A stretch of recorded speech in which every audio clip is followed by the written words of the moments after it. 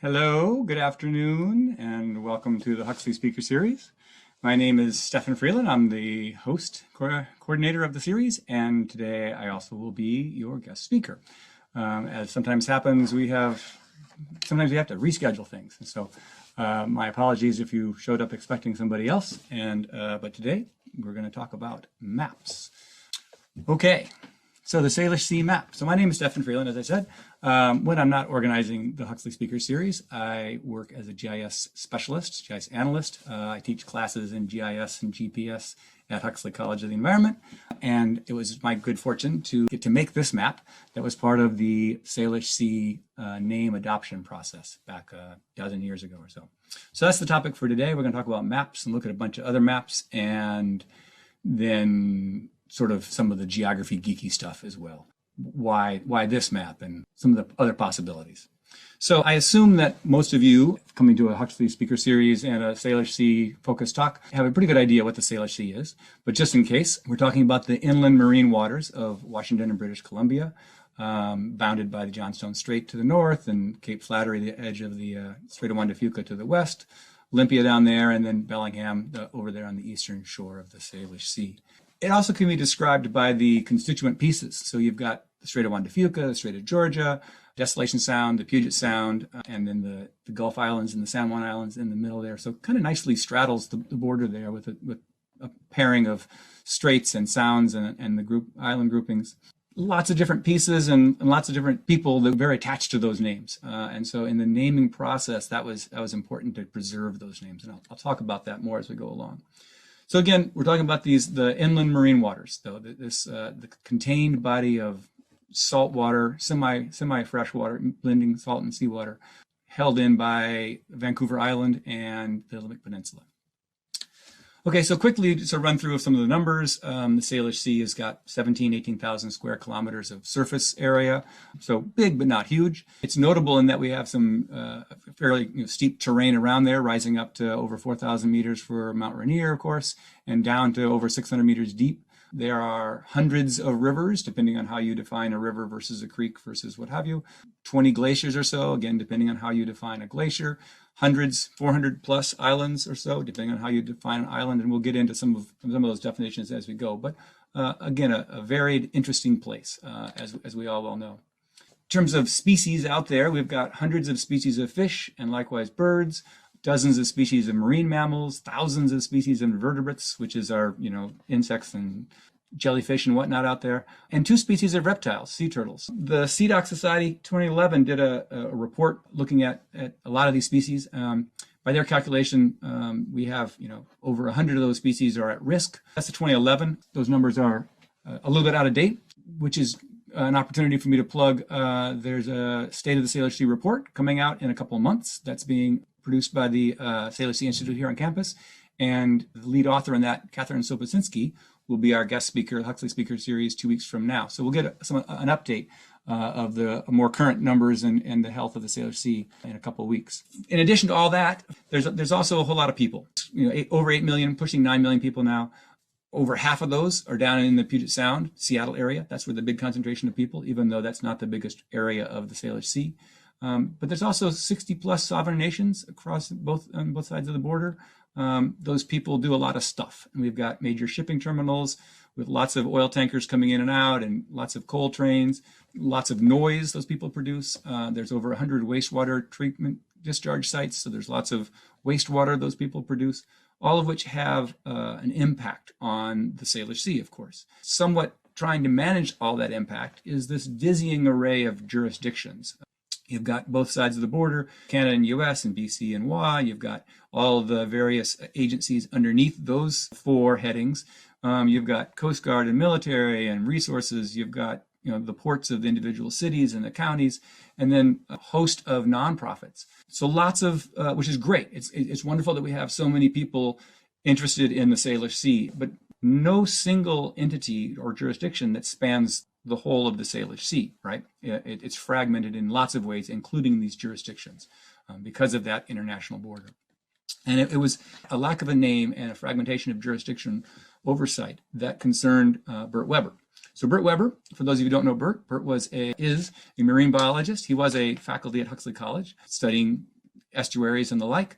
He was born in Canada, so he had a trans-border nature in his life history as well. And he was concerned that there was a lack of awareness. From his standpoint, these inland waters was one estuarine ecosystem.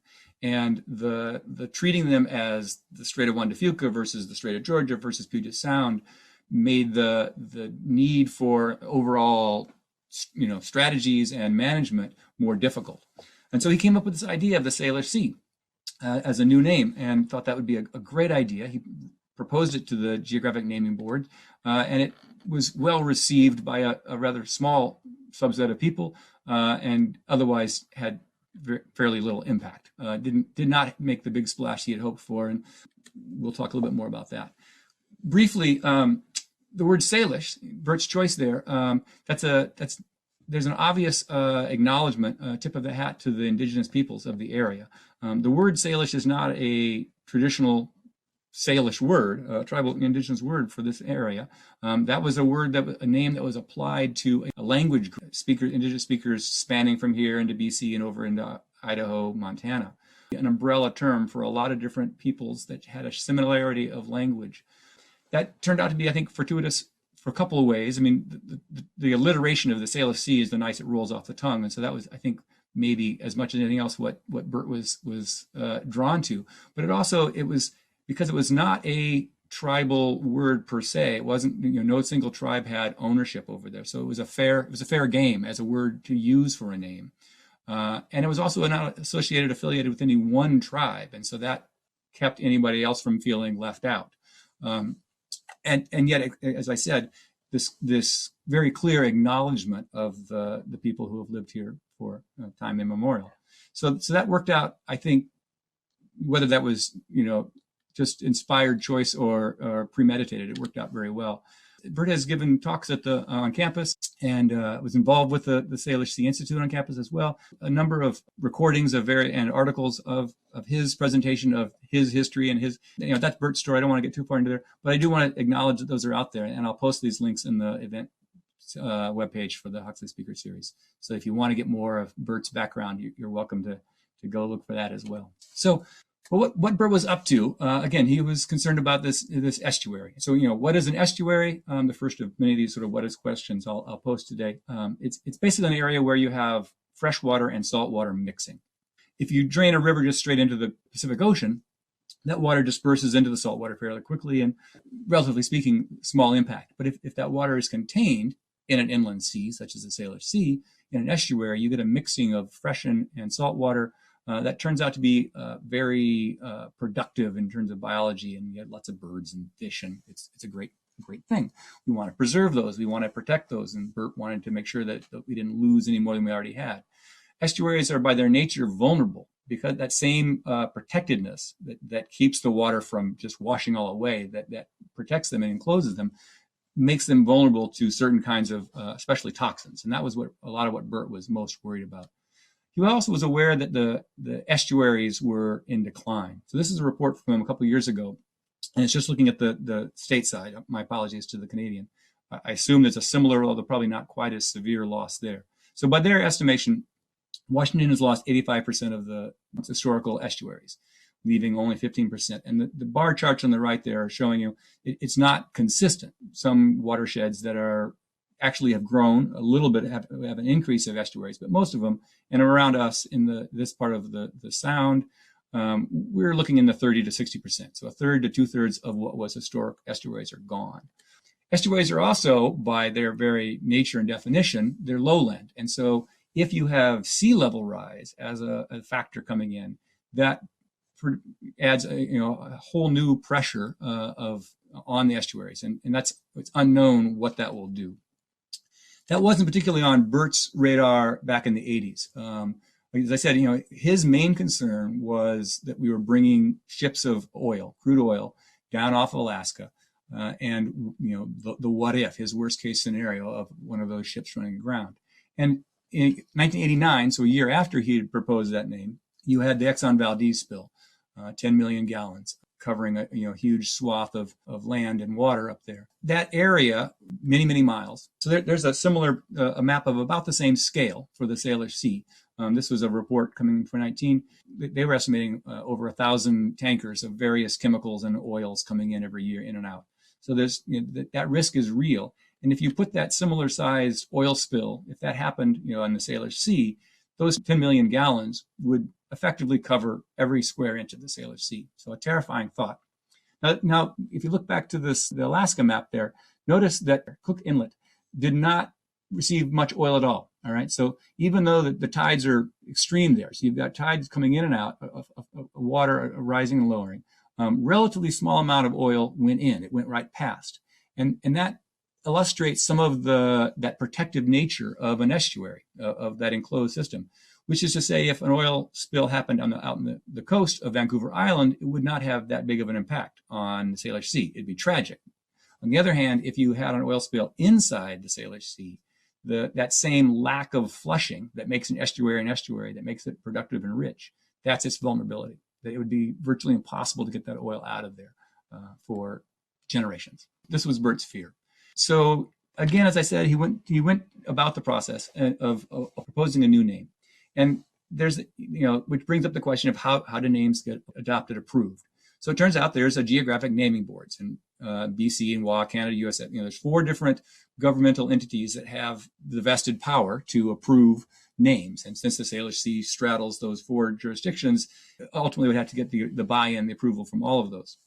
But these boards have various, methodologies, but essentially they're all doing the same thing. And what they're trying to determine is, do the people, the locals, are people using this term? Is this a word that gets used on the street or on the water? And a similar process went on with Denali, when the renaming, which is a very different process because it's a renaming of Mount McKinley. Denali was a different case because it was such a big mountain, and such a big deal, and it got very political. For smaller things, rivers and seas and whatnot, it's an amazingly grassroots effort where, they look to the people. And if the people are using the name, then they say, sure enough, it's a name. There's also the process of the indigenous tribes and nations. And while they don't, in the current political system, have the same kind of say and buy-in, they should in many ways. And so it's actually even more complicated than just the 4 jurisdictions. So the brief history is that 88, Bert proposed this idea, the Salish Sea. He submits a proposal. And in 89, it was denied by the Washington State Board of Geographic Names. They tabled the proposal rather than just out and out saying no. They tabled it. That was kind of good.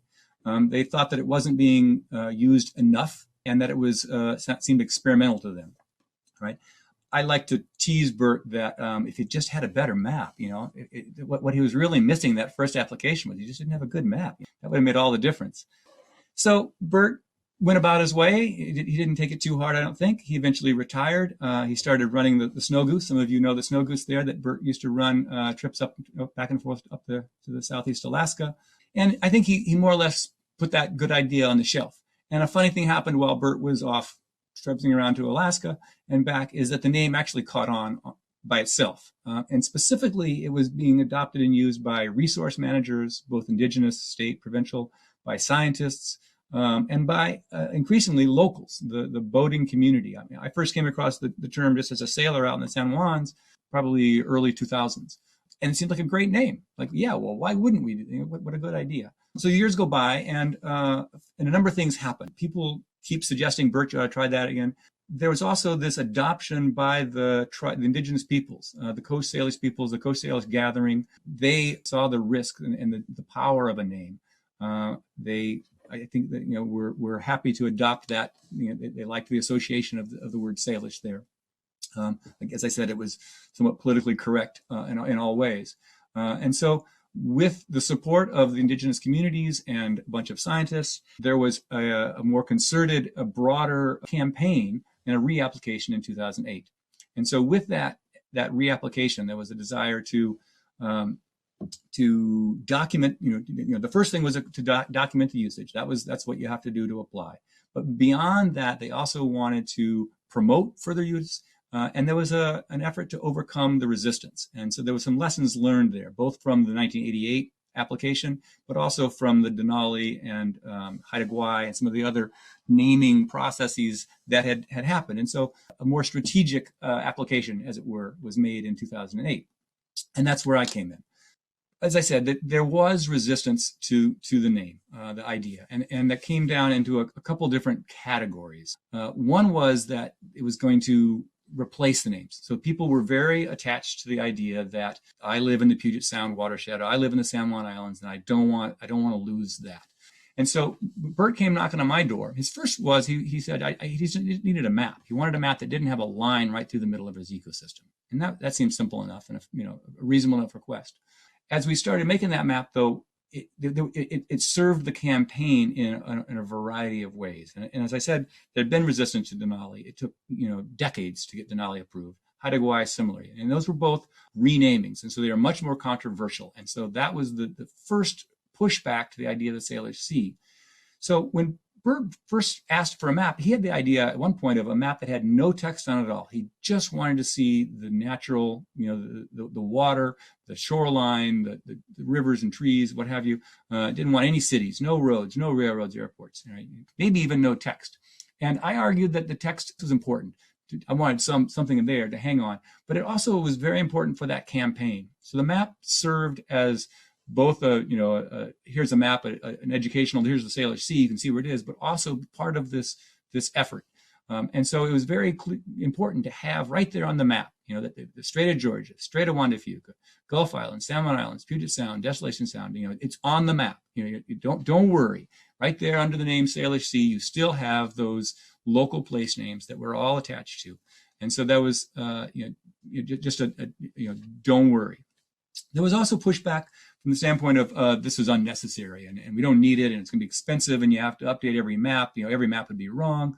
To which we said maps get updated all the time. The world is a changeable place and there's not a single map out there that's not out of date. They are instantly out of date. And so as they get remade, and again, the old maps weren't wrong because it's still Puget Sound. It's just new information being applied. There were actually a number of other names over the years that have been proposed. Way back into the 1800s, Captain Vancouver came through. The whole water was named the Gulf of Georgia. All right, so that entire inland sea had a name. And personally, I think the Gulf of Georgia is a pretty nice name for that water. It also happens to have the alliteration of Gulf of Georgia, like Salish Sea has the S's. I think it's unlikely to ever be approved at this point because so much of the population of humans, the deciding making humans down in Seattle, I think would have just resistance to that. That, it sounds too much like the Strait of Georgia, which sounds too much like Canada. And by gosh, we live in the Puget Sound down here and we don't want to, that seemed, I think, threatening. It was also referred to as the Georgia Depression sometime, and that seems a little less cheery than we would like. There was a proposal in the 50s to call the whole inland waters the Western Sea, and I haven't had much luck finding who was making that proposal or why, but it's not a bad name. There were efforts to refer to it as the Greater Puget Sound, which is offensive in a number of ways. So Puget Sound is a very clearly defined geographic body of water. It ends at Admiralty Inlet right there at Port Townsend. It does not include the San Juan Islands. It does not include the Strait of Georgia or Strait of Juan de Fuca. In fact, when the Puget Sound was first named, it was just the area south of the Tacoma Narrows, right? So Bert refers to this as Puget Creep, that the Puget Sound started off as a small body of water, and then it expanded into a medium-sized body of water. And then there was this effort to move on to the whole area. Personally, I find this offensive. If the Salish Sea naming adoption, I'm happy it happened if for no other reason than it seems to have stopped the Puget Sound creep and keeps Puget Sound as the defined body of water that it should be. And Puget Sound, by the way, is only 14% of the Salish Sea. So it's not, even though it has most of the people, it's not like it's the dominant water. So more commonly, the most frequently used in recent decades was Georgia Basin, Puget Sound. A bit of an oxymoron because a Georgia Basin, that's the land, and Puget Sound is water. So you've got an apples and orange things going on there. It also omits the Strait of Juan de Fuca, so it's not really incorporating the full area that we want. There was a proposal back in the 80s, the Ish River Sound. I'll come back to that in a little bit. But the best description we had was the Strait of Georgia, the Strait of Juan de Fuca, the Puget Sound, and Desolation Sound, which is a little bit awkward to say. And again, Georgia Basin, Puget Sound was sort of the lead horse of the day. So we countered that, yes, there were a lot of names, and there had been efforts, they spoke to the need. The final resistance that we encountered was the belief that the Salish Sea didn't really qualify as a sea. It wasn't big enough, or it had two outlets, it had too many straits, what have you. So as a good geographer, I went off and started researching seas, trying to get a definition of what is a sea, and was the Salish Sea big enough? Should it have been the Salish Bay or the Salish Fjord or the Salish Sound? It turns out there's a huge variation in what constitutes a sea out there, from as small as 5,000 square kilometers to 5 million. There are inland seas, there are freshwater seas, there are, sometimes the British Channel is referred to as the British Sea. It's all over the map, so to speak. The Salish Sea, again, is 17,000 or so square kilometers. Lake Ontario is 19. It's bigger than the Salish Sea. Chesapeake Bay, on the other hand, the largest bay in the United States, is 11,000. So that makes sense that a Salish Sea is bigger than a bay, a sea being bigger than a bay. On the other hand, Hudson's Bay is 1.2 million square kilometers. It's often referred to as an inland sea. So what we learn from all this is that there's not a clear definition. Go to the dictionary, no help there. That you get things like a tract of water within an ocean. Well, that could apply to a lot of things, like a strait or a channel, what have you. A body of water of second rank. Well, what's second rank? All these comparatively, partially enclosed, relatively large, a lot of kind of squishy terms in there, and a lot of overlap with seas and bays and channels and straits. And so the conclusion from all this research that I did, and the answer to what is a sea is things that have the word sea in their name. All right, and that sounds like kind of a smart aleck answer, but it's actually not. And it goes back to those geographic naming boards, that the bottom line is things that we call a sea, that's what a sea is, right? And the Salish Sea certainly qualifies, or at the very least, it can't be disqualified. There's plenty of other examples of things that are bigger, smaller, more outlets, less outlets, adopted as the name sea that get that stamp of approval. So that felt good. And I made a series of maps at the time trying to help show that. It also kind of underscores, again, back to the power of the map of, who gets to decide. Well, if there's a map, Bert didn't have in the 80s, but if you had a map that says Salish Sea, it sort of looks mighty official, doesn't it? So what is an island? You'd think that'd be pretty, islands, that's easy to define. It's a body of land surrounded by water. But again, as you start pushing on that one very far, how big of a rock do you need to be an island? And at what tide? High tide, low tide, mean tide? Does it have to have a name to be an island? Does it have to be populated or vegetated? What about those mud flats? So here's the Nooksack River Delta. Those islands, they're in the salt water, kind of. They change with tide and with storm. How many of those do you count, or do you count any at all? When someone asks how many islands are in the Salish Sea, I thought, well, I'll just go find out what the definition from Washington State is for an island, and then I'll apply that to and Washington State doesn't really have a definition. It's more like we call islands things that we call islands. Rivers, the same way, and so different parts of the world.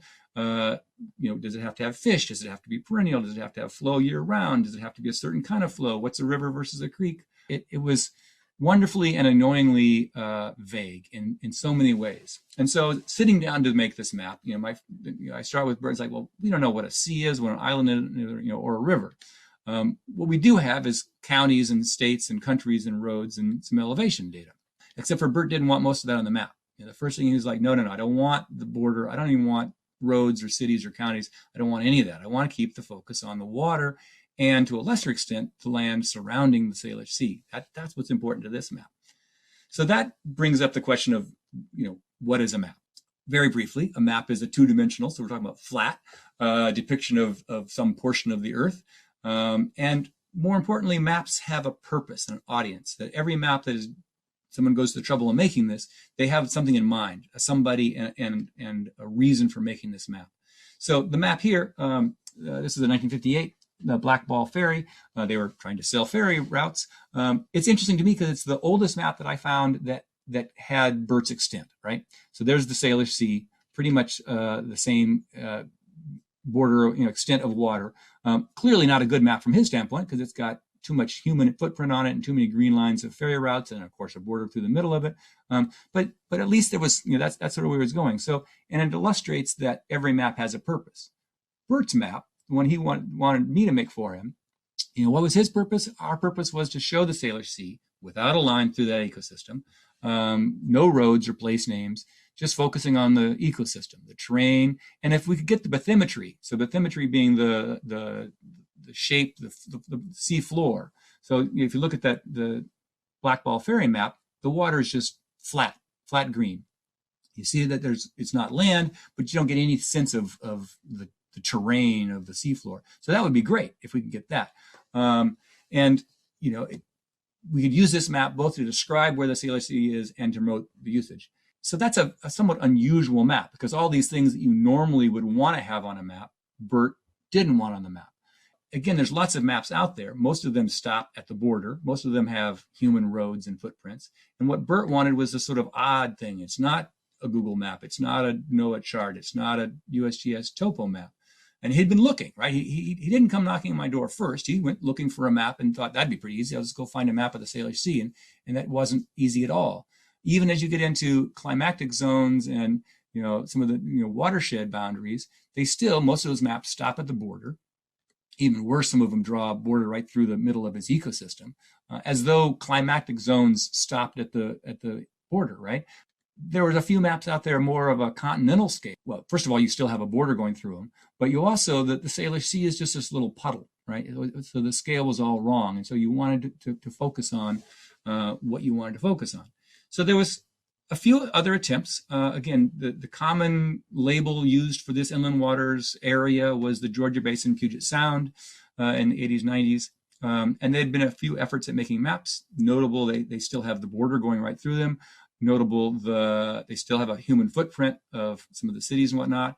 And that the water is, again, from BERT's standpoint, kind of boring. It's almost like an afterthought to the map. BERT wanted a map that showed the Salish Sea, that defined his waters without a line right through the middle. And my response to him when he first knocked on my door was, this is great. I love the idea. And that was my job. One of my jobs as Huxley College is to make maps for faculty or faculty emeritus, as BERT was at the time, to support their research and whatever. So it was great. I ended up spending, far more hours than I thought, a lot of weekends and evenings trying, because it consumed me for a while. Because I said to BERT, look, if we're going to make this map, if you're going to be handing this out, I mean, the map there, that would work, but let's make it beautiful. Let's make it something that people want to hang on their wall. They want to, put in their classrooms. Let's make this, essentially a piece of propaganda, which all maps are. All maps have a purpose. But let's make this purpose not just be, here's the Salish Sea, define it, but it'd be an outreach effort to getting people to love the Salish Sea, which is, again, that the whole point of the name was, we want people to feel invested in the Salish Sea as a place that's worthy of protection and transcends this annoying border through the middle. So how are we going to do that? One idea was to look at satellite imagery, air photos. There were some maps out there that are sort of similar to this area. They still have a lot of human footprint on them and a border down the middle. Even if you get air photos, this is sort of a mock-up I did where you take that off. It turns out that the human footprint, even from space, is amazingly obnoxious from our standpoint. You really see how much humans have changed the surface, especially in the lowlands, especially near those estuaries. One idea I've kicked around for years is, wouldn't it be a Photoshop project where you replaced all those human city development area, and you put in instead virgin timber and forests and trees, and you make a pre-Euro contact satellite, quote unquote, esque imagery piece of work. There also have been numerous attempts blending and acknowledging indigenous peoples, languages, hunting and fishing grounds, etc. Some of them still in process, some of them being worked on. That wasn't the point of that map that we were making, partly because it still focuses mostly, those people are spending most of their time on the land. They often become more of land place names, even though they were very much maritime cultures. There are also a few different sort of more artistic renditions. This is in 1867. I love this map of Puget Sound, a more recent by Elizabeth Pearson, artist down near Seattle. And one can do the similar things with watercolors and fills with the current. I think this was all a little too artsy. I mean, Bert's a scientist. Let's keep it. Again, he wanted it to look and feel kind of like what it really is, without going to the air photo had problems, but in some ways the air photo, that just capturing what's on the ground in terms of trees and whatnot, would have been what he would have wanted if we could have. So what's our purpose? Promote, define, who's our audience? Locals, the naming boards. What do we want to put on there? Water and land, pretty much. And we want to capture the feel, but no footprint. And we fast forward just a few months later of my time, and this is what we got. The Salish Sea and surrounding basin, a map defining and showcasing this body of water that Bert and I felt worthy of protecting.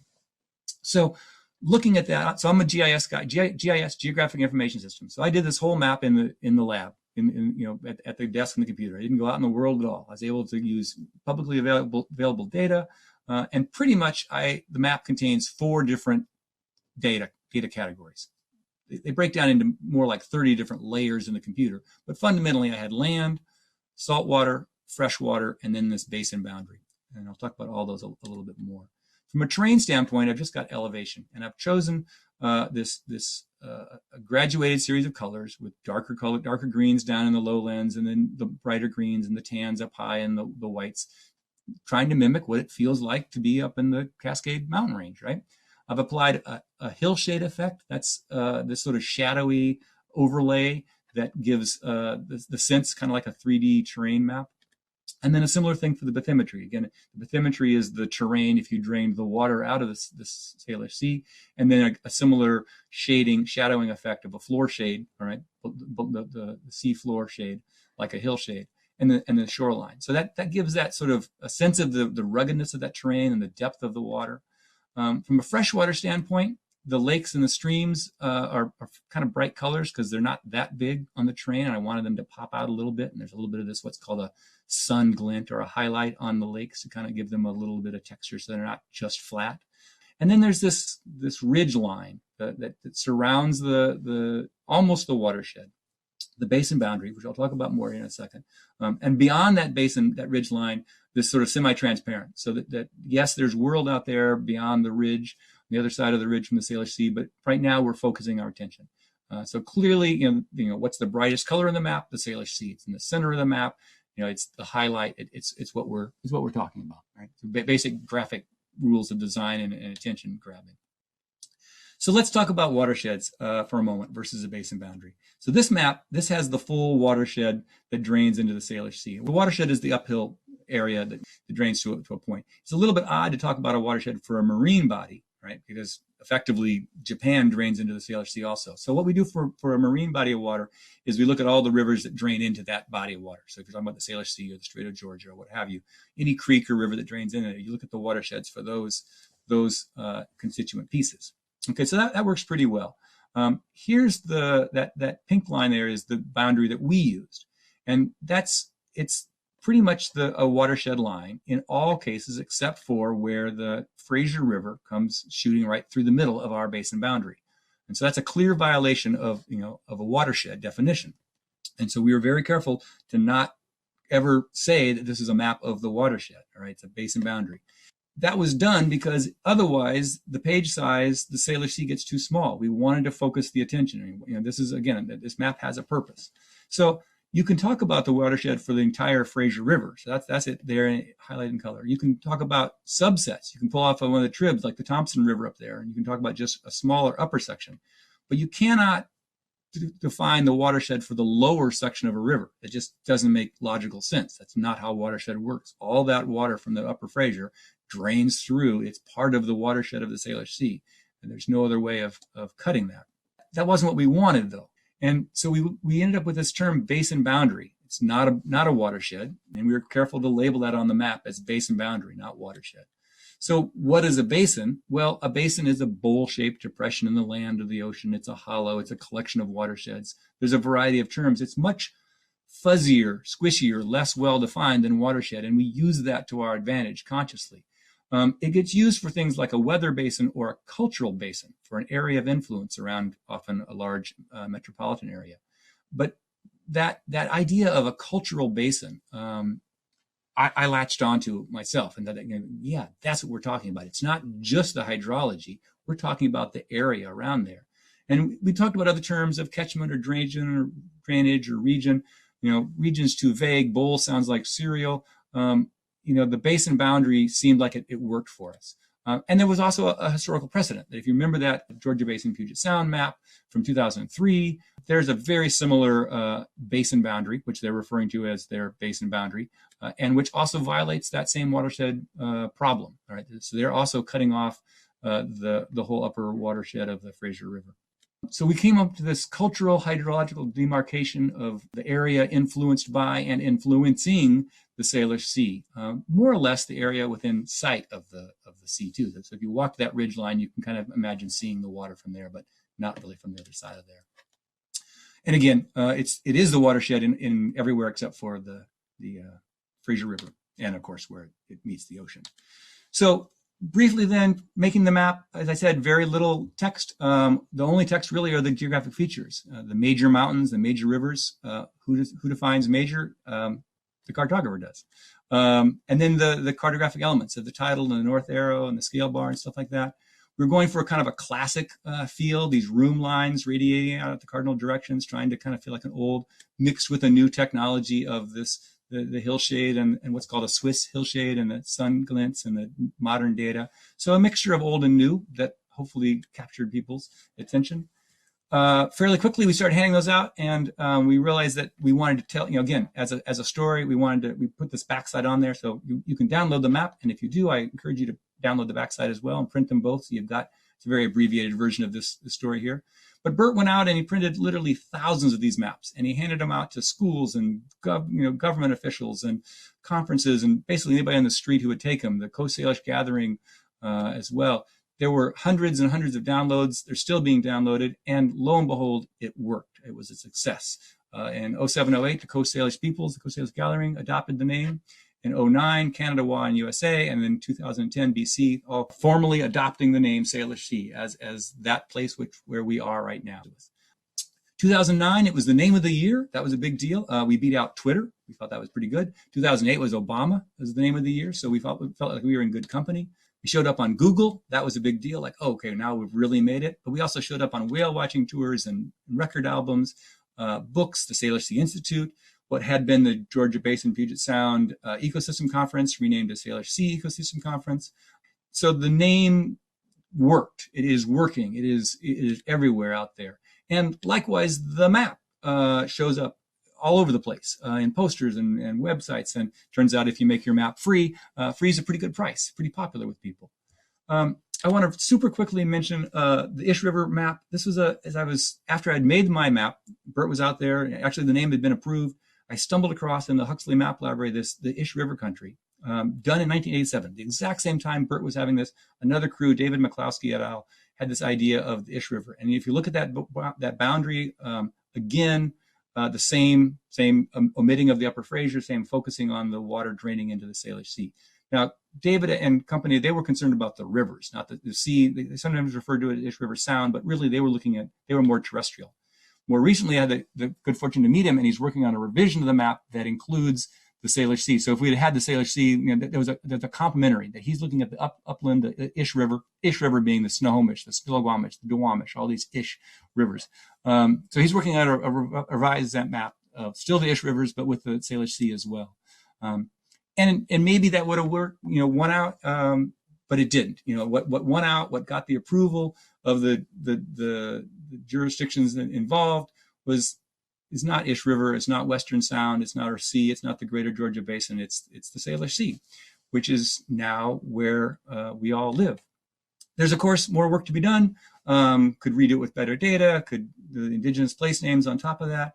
An effort to do a series of maps. Dr. Aquila Flower et al. Has been working on a Salish Sea Atlas and a database of trans-border is a problem. So that work is ongoing. There's also, I can give links for, she's done some talks on that as well, some great work. And then so there's sort of her version of my map, which is great.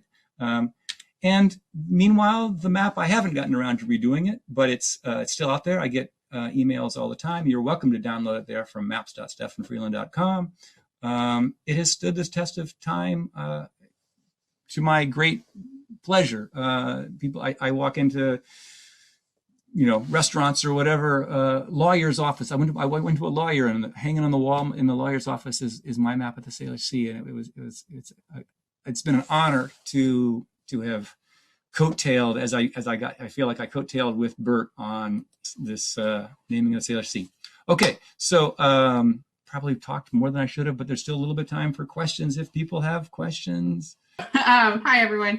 The question we have here is, why was the Queen Charlotte Strait not included with the Salish Sea? Yeah, so almost all of the what flushing of water into the Salish Sea is coming through that Strait of Juan de Fuca. Johnstone Strait, even though the water rushes through there, really, if you've been through there, it's pretty dramatic. But in terms of the impact on the Salish Sea, much less, minuscule. And as you go further into north into the Gulf Islands, the water gets warmer because it's not flushing as much in the summer. It's good swimming up there if you want to go up there. And the salination changes and some of the species change. So I think that was Bert, as far as I know, Bert, drawing lines on a map, those that claim the name. But I think it was really, he was looking at, again, influence. And so that's a really different influence area, and that north of Johnstone Strait is being influenced from the Charlottes. It really is from Haida Gwaii, from that northern access of the salt water coming in there. Yes, they cross, but not as much as you would think from a marine biologist standpoint. Yeah. All right. Does the term Salish still see much use throughout Idaho, Montana, or Oregon? Yeah, I think so. I think, again, it's this larger umbrella linguistic. And so I think the people that are studying language, it's still a relative term. I mean, the Coast Salish was a subset of that. So, that's a demarcation more locally. I'm not, I guess, able to answer that with any great authority, but my sense is that yes, it's still a relatively, you can look up, Salish. And there's various, I haven't found a clear, concise answer in terms of where that first word came from. And there's various theories of what Salish might have been being named after or meaning when it was first adopted. Now that you've had some time from the map's creation and its use, is there anything that you would change about the map? Well, I mean, the biggest issue, when I think about redoing it, basically the size 11 by 17, that was good for printing, good for distributing, affordable. It also was about as big of a map as I could make, given the data I had available. And so if you take that map and you print it as people often are saying, hey, can I get a poster size of that, 3 by 4 feet? And the data just doesn't look very good. It's the resolution, especially of the bathymetry. It looks grainy. And so what I would most love to do is there's better data now, 12 years later, would be to redo the map with better bathymetry, better, elevation, a map that could be printed as a wall-size poster. There was other things, like I sort of wanted to put in more of those estuaries, the tide flats, as a sort of a brown color. That's a harder data layer to get your hands on, and so it'd be a lot of work to get those in there for what you'd barely see because they're small. But sure, there's those would be the main things I would love to. And then numerous people have asked about doing an overlay, like the indigenous place names, like some of the things like that. There was a trails group that, with my permission, added a proposed marine trail on top of it. And so there's some other ideas like that I think would be great as sort of using it as a base. So people put Vancouver or Seattle on it all the time, and I see on websites it's like, well, that's not really. It wasn't what you're supposed to do, but that's okay. And we have a student had a question. How did you get interested in GIS? Yeah, so I was a Huxley Fairhaven student looking at environmental ethics, and then I went out there and got a job as a carpenter because it turns out there weren't a lot of jobs telling people how to live simply. And carpentry led me to design, AutoCAD, and I was thinking about being a draftsperson. And from there stumbled into the idea of GIS. I had never even heard of it. And it was just, it was drafting only with maps. And I loved maps. And so promptly raced back to grad school here at Western Huxley, got a master's in geography, GIS. And so, it was fortuitous for me that Western had that program. And then did a series of GIS analyst kind of jobs before I came back to Western. So I feel like I've been been around Western for a long time in one capacity or another. But you know, the mapping and the ability, as someone who's not super artistic, you know, I've never with pen and ink. So the ability to make something beautiful on a computer was very exciting to me. I have friends who were cartographers who retired when GIS came in because they were doing USGS maps by hand, very artistic, and they were like, you know, they had wanted to have nothing to do with the computers, and so they went off and got other jobs. And for me, it was just the opposite. That the GIS gave me an entry point to maps, which is what, you know, the computer, which I thought I loved. So it's great. And it looks like we're right at time. Yeah, good time. So, and I will add some links to the event page of some of those other talks if people are interested. You're welcome to email me, stefan@ww.edu. And then shifting gears into my other hat, next week we've got Kurt Grinnell from Northwest Indian Fisheries. So he'll be talking to us. And 2 weeks, again, Catherine Sobocinski talking about the state of the Salish Sea report. So more good talks to come. Thanks, Cats. Thanks, everybody. Bye, everyone.